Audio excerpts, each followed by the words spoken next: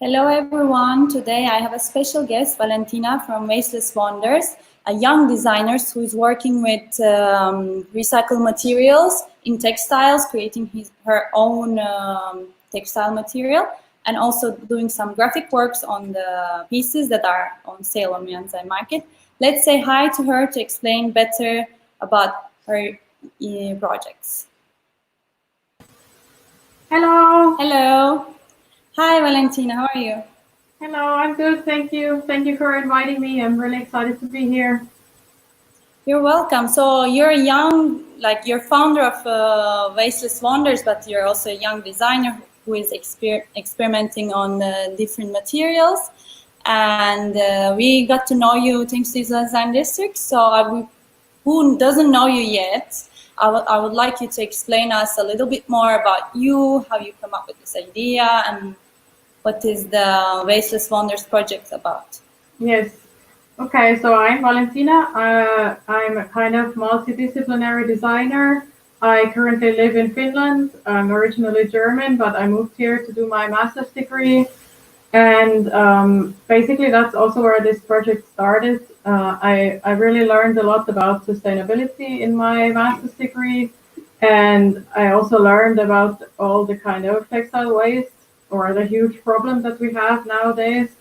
And for my final project, I did this kind of like a recycling kiosk. So that's kind of where this seed of textile recycling started.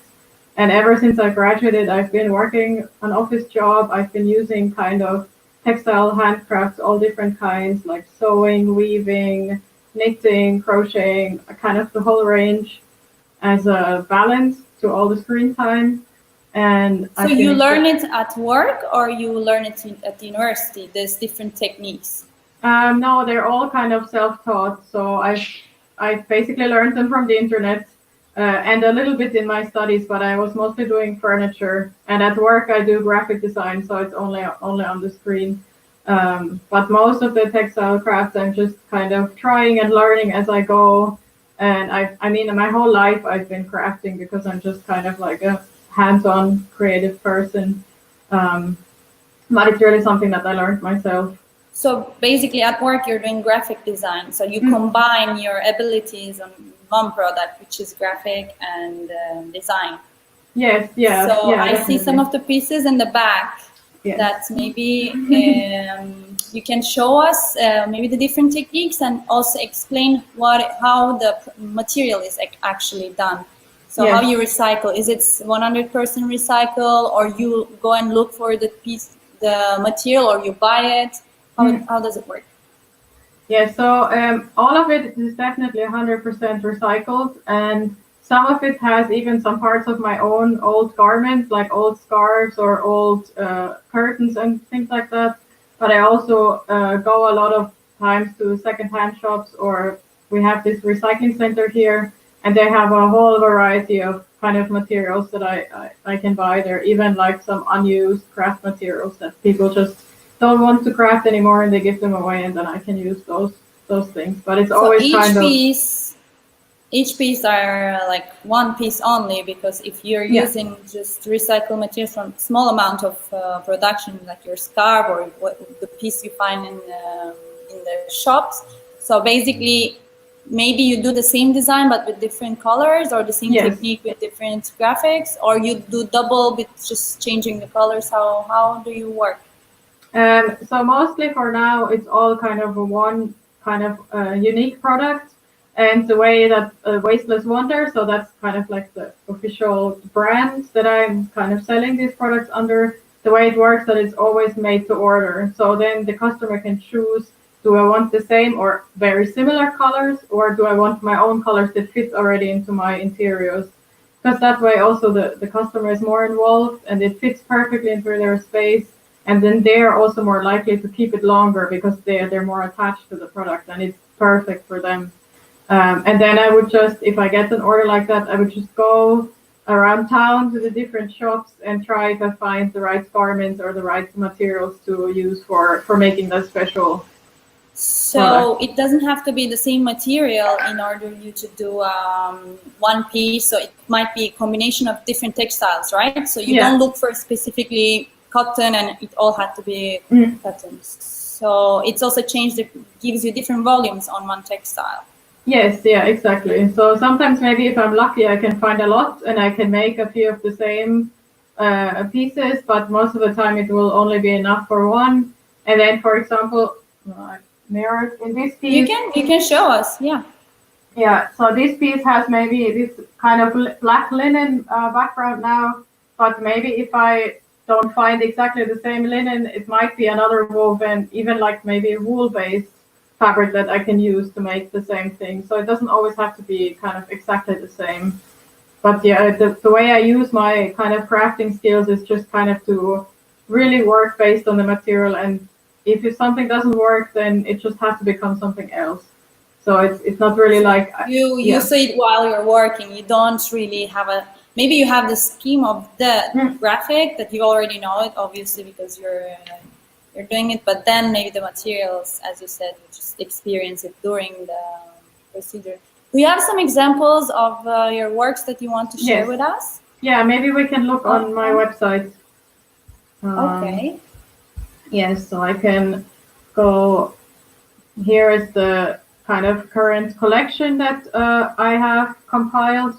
And for example, maybe I can just explain a different technique. So here in this wall. Yeah, I would like to know the techniques and also the inspiration of the graphics, because they're like, you have clear panoramas or like objects even in your, and also some, how do you say, just graphical expressions. So if you can explain us a little bit of that, would be nice. Yes, so this one is actually quite good. This is a woven piece. And let's hope this, yes, so it's a bit bigger. So this is just a small loom that I weave this on, and this was kind of an accident halfway. So I had this idea to make this kind of triangle pattern with the large triangles, but then halfway through I ran out of yarn. That happens to me a lot of times. And I just didn't have enough of this white color anymore. So I had to kind of halfway through figure out, okay, what do I do? How do I finish this piece? Because I don't have any whites anymore. So then this kind of idea just came that this kind of looks like water and small mountains, then to add these kind of larger mountains and the sun to make it more like a abstract landscape instead of just a pattern. And this is kind of very common in at least in my weaving, that I start with an idea and then I run out of yarn, and then I just have to figure out kind of how to look at my design in a new way and think, okay, with a different yarn or different material, how can I finish this and still make it like a really nice product? So it's kind of semi-spontaneous in a way. But it's a traditional technique. Yeah. But used with the modern graphics and recycled material. So it's kind of mix of also cultures, I guess, because you're using different techniques, not just like one technique. That's where is this specially technique come from? Because I have no idea about knitting, like macrame, like. So how you learn from internet, right? Or you also travel? No, this is just very kind of basic weaving, and I learned that on the internet, on YouTube, from somebody who was just kind of showing the basic techniques, and then I've just been kind of picking up things here and there, how to make certain patterns or how to work with multiple colors and these kinds of things. So it's it's kind of I just look at the world and I look at other woven textiles and kind of figure out also how it's made. And that's also nice when you recycle garments, you kind of learn how they are made because you kind of deconstruct them. It's true. So you get them entire, and then you have to like deconstruct it in order to use them in your designs. I didn't think of it. So you're not getting the final material. You also do two works. Like first you have to deconstruct in order to use it. It's interesting.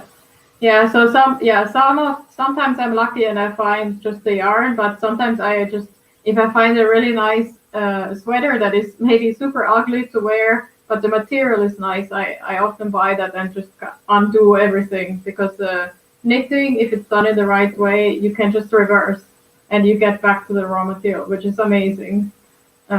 So yeah, so some of these pieces have some, for example, in this one, there is in this kind of gray and black background, there is some yarn that used to be a sweater, for example. And then this orange and cobalt blue, they are just yarn, balls of yarn that I found secondhand from people that didn't want them anymore. So it's always a mix. It's amazing. Yeah, and that's also kind of. I mean, it's amazing. Sorry, I was just saying while you were talking. Yeah, continue. Thank you. Yeah, so yeah, this is also just kind of a bit of different weaving techniques. It's woven again. And then maybe I can show something that a lot of people really love, this kind of soft artwork. That's something new I tried recently, and this technique is called punch needle. And it is kind of like a bit like embroidery, but you basically make the carpet by hand by making small little loops. So then depending on what side you work on, you either have kind of a flat texture or this a bit more kind of fluffy bits here. Yeah, you can experience more different materials in this technique that I know, because basically you're not knitting, so you can identify some areas with higher, I don't know, like more thick material, and then some so it creates also three-dimensionality, not just the graphic, but also the material. As we see here, that is really nice. I also agree that the vases, like they look like they're popping up just because it's a thicker or different materials. It's really nice. Yeah, so that's kind of maybe the main techniques. I do some sewing also, like for example, this pillow, it's just a quilted pillow, but I really like the punch needle and weaving are really great to work with the different kinds of yarns because they're really forgiving. And then if I have fabric scraps, I like to use this kind of sewing and quilting. And maybe if we go back to the kind of normal video, I can show also here behind me. Yeah, let's see also like physically. Yeah, so this is a new kind of product I'm working on. It's a quilt. So this is all kind of different fabrics. So this is from a pair of pants, and then this used to be some sort of bed sheet and another pair of pants. So and they are all kind of broken. So I just can cut like small pieces from these different fabrics and then assemble them also to this. It's like a kind of geometric pattern and to this large blanket. But the colors, do you decide before? Like you divide by the colors? You have a like, I don't know, color palette of the products. How do you say, materials, and then you choose, or how does it work? Like it's really, I'm trying to understand your design process. Yeah. So in this case, it was that I just had these few pairs of broken pants. And I had some sort of a base color palette, and then I really went out to the stores to find some complementary stuff. So I always have, if you ever see me, I probably have tiny bits of fabrics and yarns in my wallet, because I then go to the stores and kind of try to match the stuff that is there. Because sometimes if I don't have my little scraps, I go and I think, oh, this is the perfect color, and then I bring it home and it doesn't work at all. So I try to avoid that, because then I have to figure out what to do with that, because I don't want to waste anything.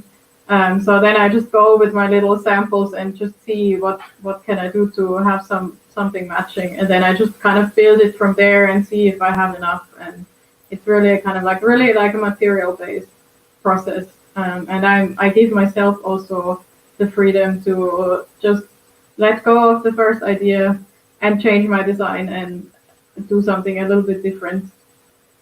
But in the end, it's a long process. Like it takes a lot of time, because there is the process of like deciding what to do, looking for the material. Because it's not like, okay, I'm gonna order these materials and this is my design. And basically, first you see the material, you get inspired, and then you do the graphical part, and then also the production. So one person is doing everything. Everything. Yeah. So Yeah. they're priceless, let's say, because it's a really good approach to nowadays, like no one's actually having, because everyone is going with the big productions, like fast productions, and they're producing lots of like waste. And in this time, finding youngs that are actually like working on it, working a lot, looking for the materials, creating, like there is no price for it. I'm really glad that there are designers doing this kind of works, because this is the future we're going to have. Like we already have a lot of trash, lots of production, textile, and why do we have to continue if a girl like you who was studying already do something for it? So congratulations for the initiative that you take too. Thank you. Yeah, I think it's like, at least for me, that kind of handcrafting, even though maybe it sounds like there's mountains of waste, or how can you like fix it by hand, but the waste is so kind of diverse that you can't just put a machine there and then the machine just makes stuff with the waste, because there's all kind of different input materials and the machine just doesn't know what to do with it. So I think for me, this handmade approach is the best one, because it's not only me, but there's many other really skilled craftspeople that are, of course, kind of like dying out because nobody's willing to pay the price for the work. But this kind of group of people is perfect to work with these materials, because with your kind of skills and your experience, and maybe also your kind of eye for colors and materials, you can really take these kind of all kinds of different waste materials and look at them and combine them in new ways and make like really amazing stuff with it that doesn't look like waste at all. No, exactly, that's what I'm saying, because there are many, like, to call something design and something handmade, or like you know, like our grandparents also used to do handmade things. So I don't want people also to consider them like the same thing, because there is a research and there's a design process, and there is also the eye, as you said, that you develop by years of following like certain designers or graphic designers or product designers. It's not like your grandma doing handmade things. So the quality and the final of the product is, it shouldn't be about the process, but it should be about it should be about the process, not like the final products. Okay, I did, but in the end, also the final product is completely something else than anyone.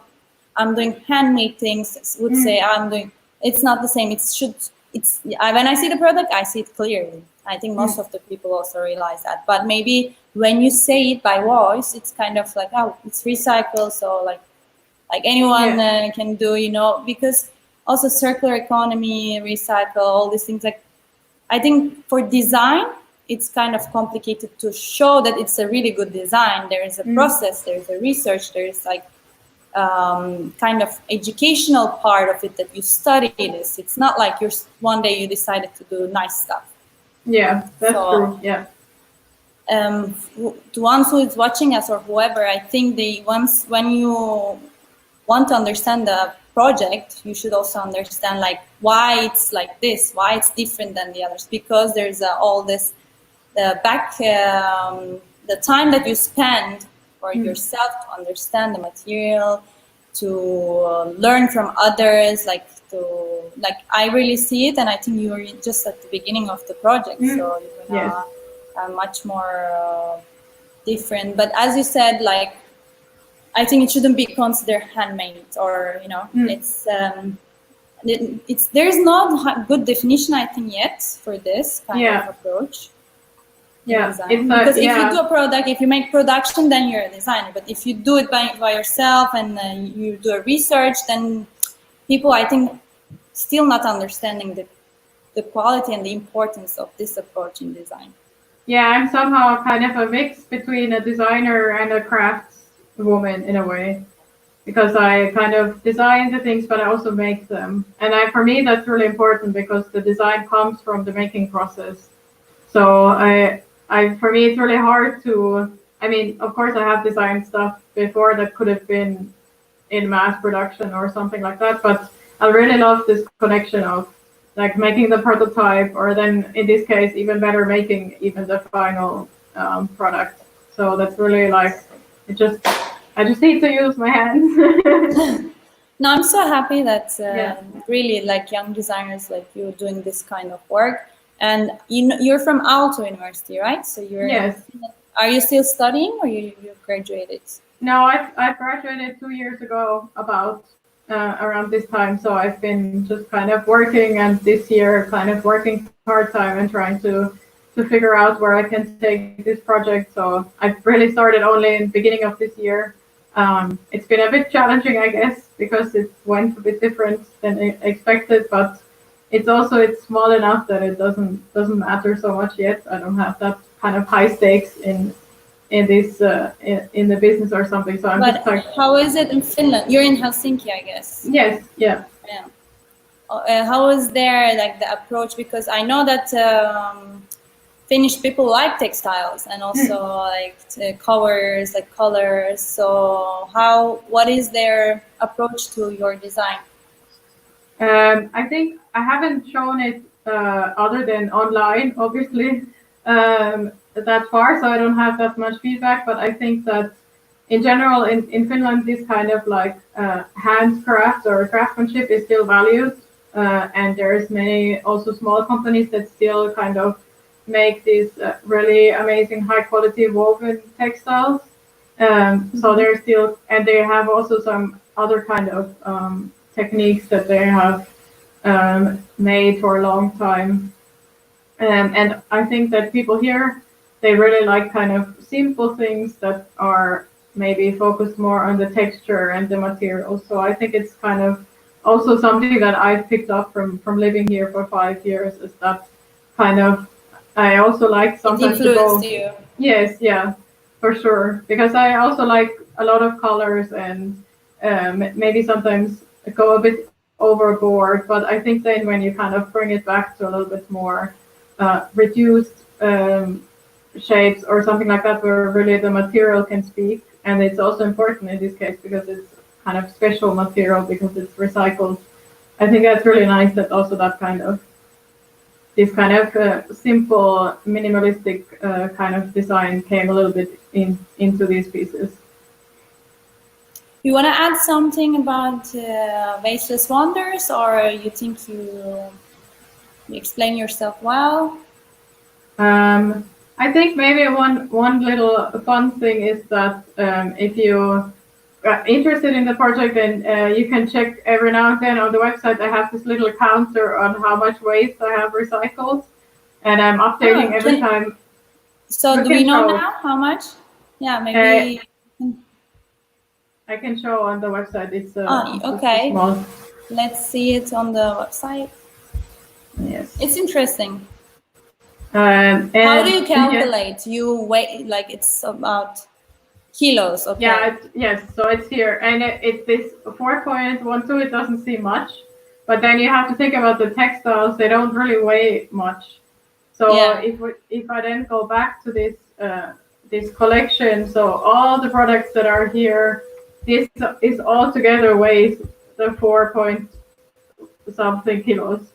So this is like, so if you think about, if you read somewhere that there is tons or billions of tons of textile waste, and now you know that this is all this stuff, all these products are only 4 kilos.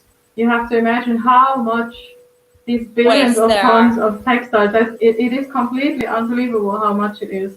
So yeah, that's just something fun. Maybe I wanted to leave here. So I hope that amount will be so higher so soon, because we just started. So hopefully that it's gonna be thousands. Let's say how much you're. Maybe you can have also like partners to work with you.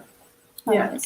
So I will tell who is watching us that they can find all the information, because we're going to put your profile on that is on Isola Design District, where you have explained your project and where you have the bio, and where they can buy this product also to help to use this waste in a good way on milandesignmarket.com. So it's going to be also under our link.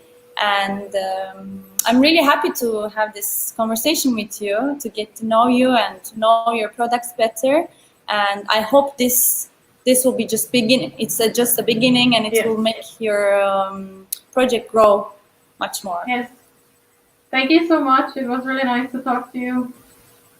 Okay, so hope to see you one day in Finland, or if you come to Italy, we can see each Yes. other, so we can exchange more thought about this topic. Yes. Yeah, that would be nice. Okay, then have fun and enjoy, and just like continue doing what you're doing. It's really great. Thank you. Bye, everyone. Bye bye. And see you soon. Bye bye. Ciao.